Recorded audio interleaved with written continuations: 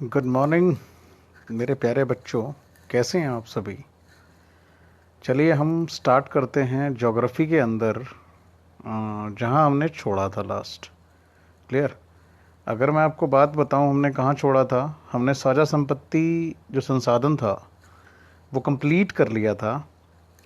ठीक है कि साझा संपत्ति संसाधन क्या होता है, मतलब जिस पर सभी का अधिकार होता है उसे क्या कहा जाता है, साझा संपत्ति संसाधन। और उसके बाद जो अगला टॉपिक था वो था भारत में कृषि भू उपयोग। ठीक, इसकी बात करोगे आप। भारत में कृषि भू उपयोग, अगर मैं इसको दिखाऊं तो भारत में कृषि भू उपयोग हम कर चुके थे। तो अगर मैं एक बात बताऊं आपको कि किस तरीके से भारत में कृषि भू उपयोग को बताया जाता है। अब आपको पता है कि जो भू संसाधन होते हैं, हमारे भू संसाधन हैं खेत वगैरह, उसके ऊपर या भू संसाधनों का महत्व जो है, मतलब अगर आप देखोगे कि जो भूमि होती है वो सबके लिए सबसे ज़्यादा महत्वपूर्ण किसके लिए है, किसानों के लिए। क्योंकि उनकी आजीविका किस पर निर्भर होती है, कृषि पर निर्भर होती है। भू संसाधनों का महत्व उन लोगों के लिए बहुत अधिक होता है जिनकी आजीविका किस पर निर्भर करती है, कृषि पर। अब आप आगे भी देख लो, चाहे ये जो पॉइंट्स में बताया गया है वो क्या बताया गया है कि अगर आप ये देखोगे कि द्वितीयक और तृतीयक क्षेत्र अगर आप देखते हो, अगर आप द्वितीयक और तृतीयक क्षेत्र अगर आप देखते हो तो वो इतनी भूमि पर निर्भर नहीं है। अगर द्वितीयक और तृतीयक क्षेत्र अगर आप देखोगे तो वो पूरी तरीके से किस पर आधारित नहीं होते, भूमि पर आधारित नहीं होते। लेकिन अगर आप देखोगे कि आपके या हम देखें कि हम जमींदार फैमिली से ज़्यादा आते हैं तो हम ये देखेंगे कि जितना भी कृषि का उत्पादन होता है वो सभी किसी पे निर्भर करता है भैया, भूमि पर निर्भर करता है। तो अगर भूमि पर निर्भर कर रहा है तो हम लोग तो भूमि के बिना जी ही नहीं सकते। तो किसानों के लिए बहुत अधिक महत्व हो जाती है क्या, भूमि। तो भारत में कृषि का भू उपयोग कौन करता है, अधिकतर कौन करता है, किसान लोग करते हैं। ठीक है, पहला कारण तो ये है कि अगर आप देखोगे कि जो भू संसाधन का क्वेश्चन यहाँ से ये अराइज होता है कि भू संसाधनों का महत्व किन लोगों के लिए अधिक है। अगर मैं क्वेश्चन देखूं तो क्वेश्चन आपके सामने यही है कि भू संसाधनों का महत्व किन लोगों के लिए अधिक है। पहला, जो पूरी तरीके से कृषि पर निर्भर हैं। द्वितीयक और तृतीयक क्षेत्र के लोगों से कोई मतलब नहीं है भूमि का, लेकिन जो प्रथम क्षेत्र के, प्राथमिक क्षेत्र के जो लोग हैं, जो प्राथमिक क्रियाएं करते हैं, वो लोग भूमि पर बहुत ज़्यादा निर्भर रहते हैं। तो आप पहला पॉइंट तो ये लिखोगे।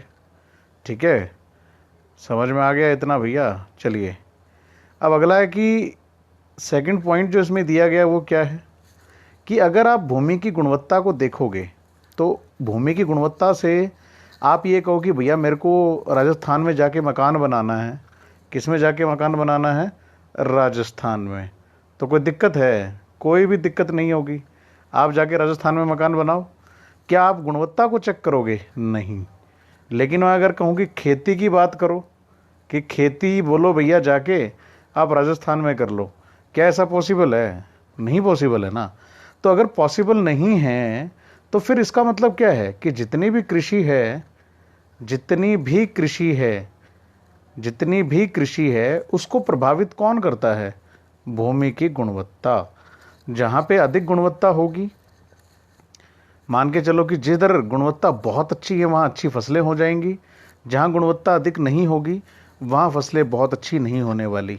तो याद रखना कि क्वेश्चन आपके सामने था कि भू संसाधनों का महत्व किन लोगों के लिए बहुत इंपॉर्टेंट है। तो ये क्वेश्चन आप ध्यान रखें, यहाँ से क्वेश्चन बना लें अपना कि भू संसाधनों का महत्व किन के लिए ज़्यादा अधिक है। तो उन लोगों के लिए जो प्राथमिक क्षेत्र पर निर्भर करते हैं। दूसरा, भूमि की गुणवत्ता क्यों उन लोगों के लिए इंपॉर्टेंट है, आजीविका जिनकी कृषि पर निर्भर करती है उनके लिए क्यों इंपॉर्टेंट है, क्योंकि भूमि की गुणवत्ता किसको प्रभावित करती है, कृषि के उत्पादकता को बढ़ाती है, घटाती है। ठीक है, अब मैं अगर इसमें तीसरा पॉइंट देखूं तो जो तीसरा पॉइंट है बच्चा, वो तीसरा पॉइंट क्या है भैया कि तीसरा पॉइंट बड़ा इंटरेस्टिंग है। तीसरे पॉइंट को समझना होगा, मैं समझाता हूँ कि तीसरा पॉइंट किस तरीके से समझोगे आप। कि मान लो एक गांव के अंदर 13 किलों का एक व्यक्ति है। ठीक है, उसके पास 13 किले आते हैं। और एक बंदे के पास 1 किला होता है, ठीक है, तो 1 किले वाला क्या अपनी पहचान बना सकता है? 13 किले वाले को हमेशा क्या कहा जाएगा? भाई तू तो बहुत लैंडलॉर्ड है, तू बहुत अमीर है। तो इसका मतलब क्या है कि जिसके पास भूमि होती है उसका सामाजिक मूल्य भी बढ़ जाता है। समझ रहे हो भैया? एक 13 किलों वाला किसान है या जमींदार है, एक 1 किले वाला है, तो ज़्यादा किसकी, मतलब ये सोच के देखो कि ज़्यादा किसकी बढ़ती है पहचान। अगर आप देखोगे तो ज़्यादा पहचान किसकी बढ़ेगी? ज़्यादा पहचान उसकी बढ़ेगी, सामाजिक मूल्य उसका बढ़ेगा जो अधिक किलों वाला है। तो यह याद रखना कि भू स्वामित्व के आधार पर जो ये पॉइंट है कि भू स्वामित्व का आर्थिक मूल्य के अतिरिक्त सामाजिक मूल्य भी है। तो इस पॉइंट को समझ लो, समाज उसे जानेगा, पहचानेगा, क्योंकि वो बहुत ही अमीर है। तो जो भूमि है वो किसानों के लिए बहुत महत्वपूर्ण होती है, और किस तरीके से महत्वपूर्ण होती है वो आप इन तीनों पॉइंटों में देख सकते हैं कि क्यों किसान अधिकतर भूमि पर निर्भर रहता है और क्यों द्वितीयक और प्राथमिक क्षेत्र वाले नहीं रहते। तो ये क्वेश्चन आप कंप्लीट कर लेना, मैं पहले भी ये क्वेश्चन शायद करवा चुका, ठीक है। तो आई होप आप लोगों को समझ में आ रहा होगा, ये इतना टॉपिक तो समझ में आ गया होगा। चलिए अब हम आगे चलते हैं कि अगर मैं आपको क्वेश्चन बताऊं तो क्वेश्चन इंपॉर्टेंट ये है कि अगर आप क्वेश्चन बनाओ, अगला क्वेश्चन बनाना बच्चा, आप क्वेश्चन मैं बता देता हूं क्या बनाना, कि समस्त कृषि भूमि संसाधनों का अनुमान कैसे लगाया जा सकता है। ठीक है, सेकंड क्वेश्चन कर दो, इसको क्वेश्चन कर दो आप कि समस्त कृषि भूमि का अनुमान कैसे लगाया जा सकता है। अब समस्त कृषि भूमि में क्या क्या आता है, अगर मैं आंसर बताऊं, आप आंसर क्वेश्चन सुन लो। समस्त कृषि भूमि संसाधनों का अनुमान, पहला निवल बोया गया क्षेत्र। पहला क्या है भाई? निवल बोया गया क्षेत्र। अगर मैं निवल बोया गया क्षेत्र की बात करूं तो निवल बोया गया क्षेत्र क्या होता है आपको पता ही है, जहां पे फसलें बोई और काटी जाती हैं। तो इतनी चीज तो कंफर्म होगी कि पहला क्या है, निवल बोया गया क्षेत्र। ठीक है, तो निवल बोया गया क्षेत्र के बाद प्रतिभूमि, दूसरा क्या आता है भाई? दूसरा आता है आपका प्रतिभूमि। अगर मैं प्रतिभूमि की बात करूं तो प्रतिभूमि आपको पता है 2 तरह की होती है। कौन कौन सी? एक पुरातन प्रतिभूमि है, ठीक है, और एक वर्तमान प्रतिभूमि है। जो 1 साल से खाली पड़ी है वो वर्तमान होती है, और पुरातन कौन सी होती है? जो 5 सालों से व्यर्थ पड़ी है। ठीक है, उसको आप टेक्नोलॉजी से सुधार सकते हैं, उसे कहा जाता है प्रतिभूमि। तो आप याद रखना, निवल बोया गया क्षेत्र लोगे, ठीक है, दूसरा क्या लोगे? प्रतिभूमि, और तीसरा कृषि योग्य व्यर्थ भूमि।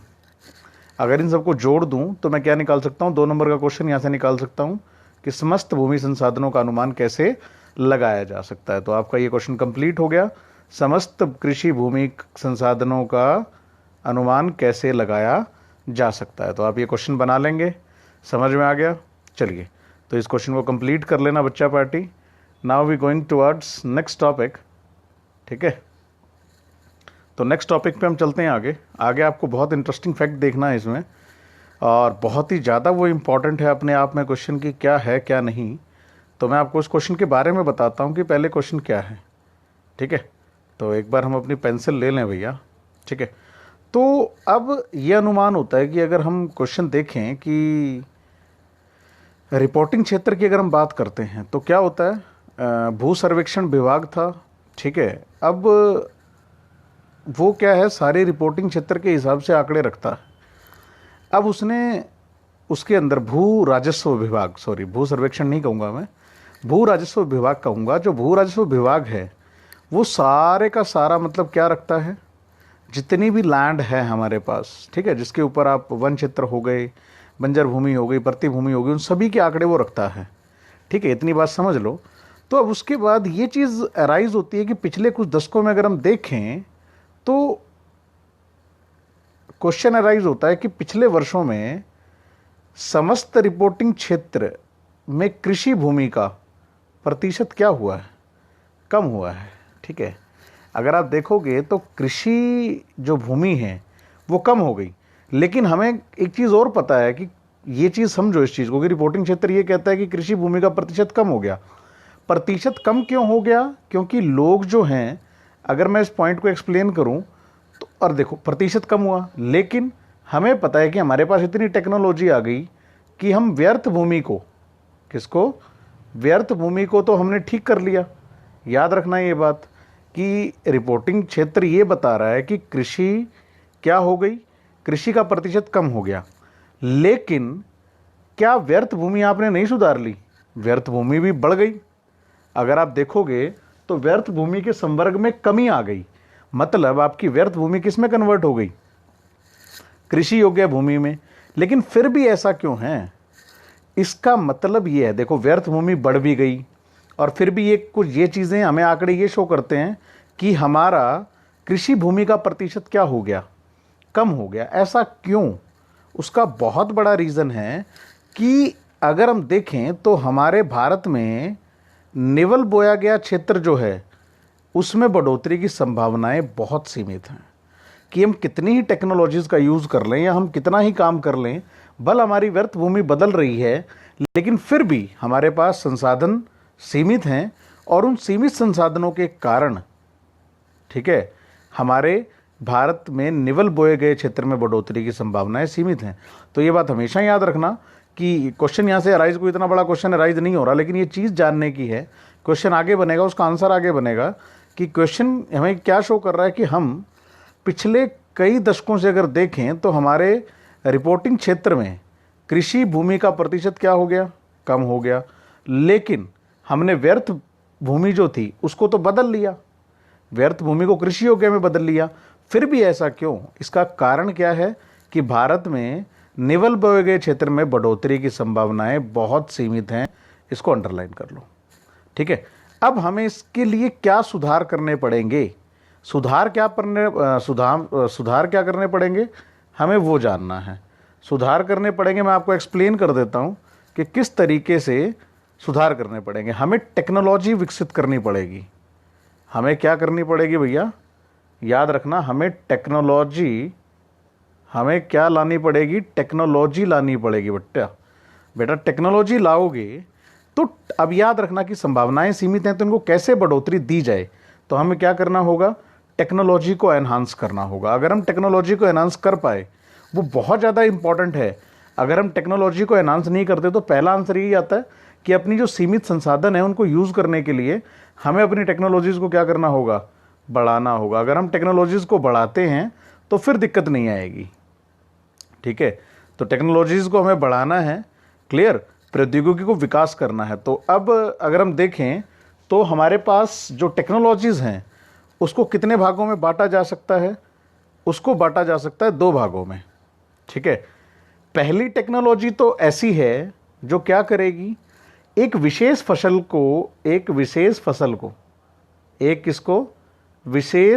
की बढ़ोतरी कर देगी। याद रखना, मतलब पहली तो वह है जो क्या करेगी, प्रति इकाई भूमि में विशेष फसल की क्या कर देगी, उत्पादकता को बढ़ा देगी। समझ रहे हो इस चीज़ को। मतलब अगर आप हरियाणा में देखो, मैं दोबारा एक बार पेन ले लूँ, ज़्यादा हो गया, ठीक है, तो फिर ये बच्चे याद रखो, अगर आप हरियाणा में देखो तो आप एक साल में 2 फसलें उठाते हो, ठीक है। तो आप 2 फसलें उठाते हो तो इसका मतलब क्या है कि अगर आप या तो राइस की खेती में एनहांस कर लो, ठीक है, टेक्नोलॉजी का इस्तेमाल करके, करते भी हो आजकल आप देखते हो खेती में, मतलब मशीनें आ गई हैं जो डायरेक्ट धान का रोपण कर देती हैं। पहले हाथों से होते थे, आजकल रोटावेटर, कल्टीवेटर, इस तरह की टेक्नोलॉजीज़ आप लाने से क्या कर पाए, इस चीज़ को लाने से आप क्या कर पाए कि भूमि की जो विशेष फसल है जो भूमि में, उसकी उत्पादकता को क्या कर दिया आपने, बढ़ा दिया, ठीक है। तो ये तो हो गई विशेष फसल, लेकिन कि विशेष फसल में आपने क्या कर दी, बढ़ोतरी कर दी। लेकिन हमारे जो संसाधन हैं, या अगर आप देखोगे कि रिपोर्टिंग क्षेत्र के हिसाब से जो कमी आ रही है, वो मतलब क्या है कि हमारे पास निवल बोया गया क्षेत्र के लिए भूमि सीमित है। तो उसके लिए पहली से चलो काम नहीं चलने वाला, लेकिन जो दूसरी तकनीक है वो बहुत इंपॉर्टेंट है। दूसरी तकनीक क्या है, अगर आप दूसरी तकनीक देखोगे तो दूसरी तकनीक में क्या है भाई, सभी फसलों का उत्पादन बढ़ाया जाए, किसी विशेष फसल को ना देखा जाए। बहुत अच्छी लाइन है, वह प्रौद्योगिकी जो एक कृषि वर्ष में गहन भू उपयोग से सभी फसलों का उत्पादन बढ़ाए। अब गहन भू उपयोग को समझो। गहन भू उपयोग का क्या मतलब होता है, देखो, क्या करना है कि ऐसी टेक्नोलॉजी का इस्तेमाल करना है जो सभी फसलों के उत्पादन को बढ़ा दे। ऐसा नहीं कि एक विशेष फसल का उत्पादन को आप बढ़ा रहे हो ना, आपको हर फसल का उत्पादन क्या करना है, बढ़ाना है। तो वो कैसे बढ़ेगा, उसके लिए आपको गहन भू उपयोग को जानना जरूरी है। तो गहन भू उपयोग को अगर हम जानें तो गहन भू उपयोग की क्या कहानी होती है, देखो अभी मैं आपको बताता हूं।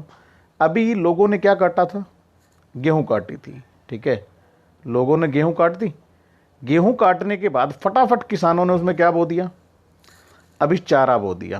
क्या बो दिया भाई, थोड़ा सा हम पेंसिल ले लें भैया, ये फिर ज़्यादा हो गया, ठीक है।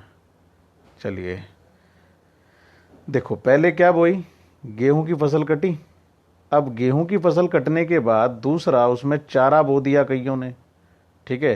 कईयों ने, अब बीच में देखोगे तो आप जयद की फसल, ठीक है, अगर आप देख रहे हो अब तो खीरे आ जाएंगे, क्लियर, काकड़ी आ गई, क्लियर। ये सब क्या चीज़ें हैं भैया, इसको बोलते हैं फसल गहनता। मतलब एक आपके पास लैंड है तो उस पर आप दो ही तरह की खेती ना करो कि 6 महीने की खेती एक उठा ली और 6 महीने की खेती एक उठा ली। आपको क्या करना है, आप इस खेत का इस तरीके से इस्तेमाल करो कि आप इस पर अधिक से अधिक फसलें बो सको।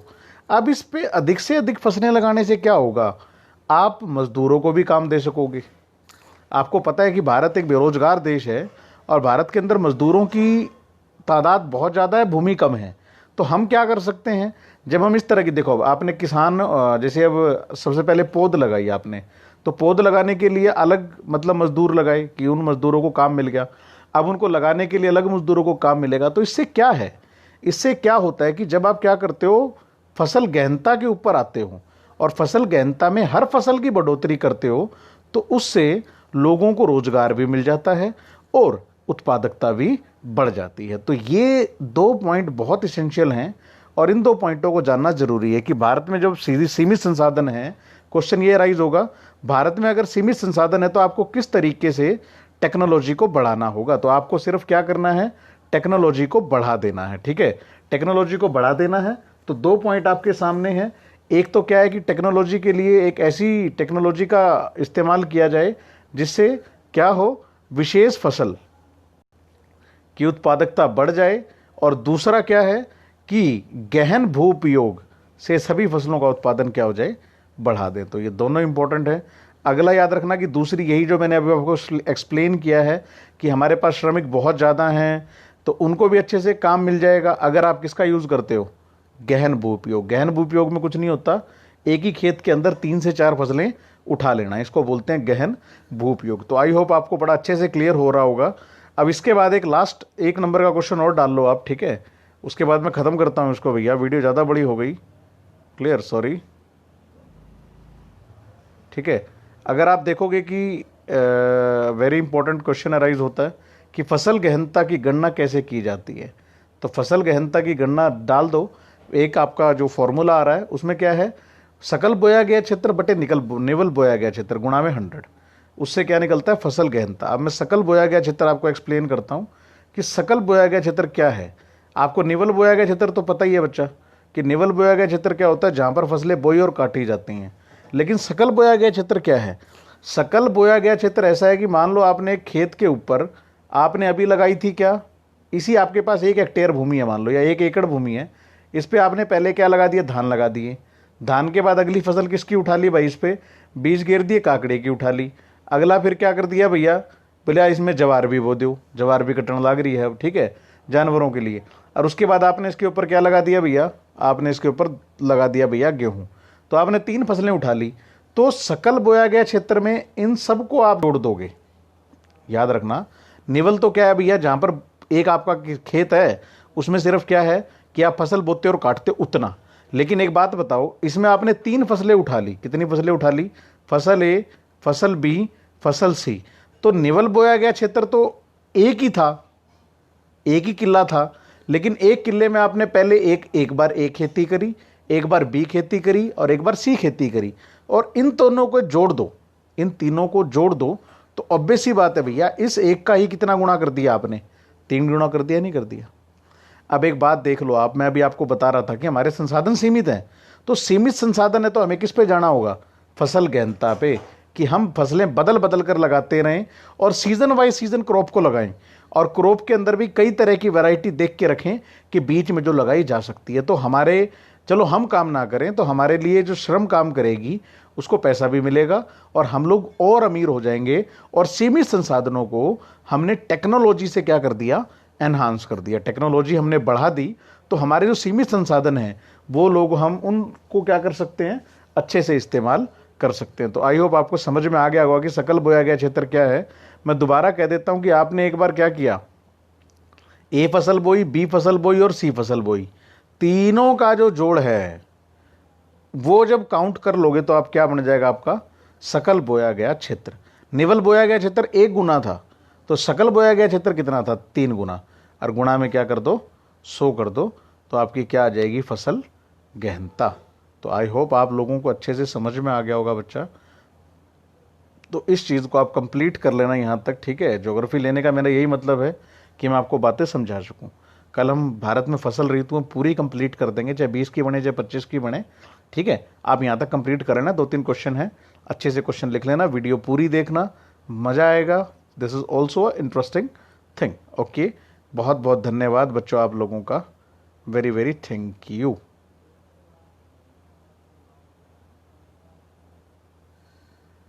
थैंक यू बच्चा, थैंक यू।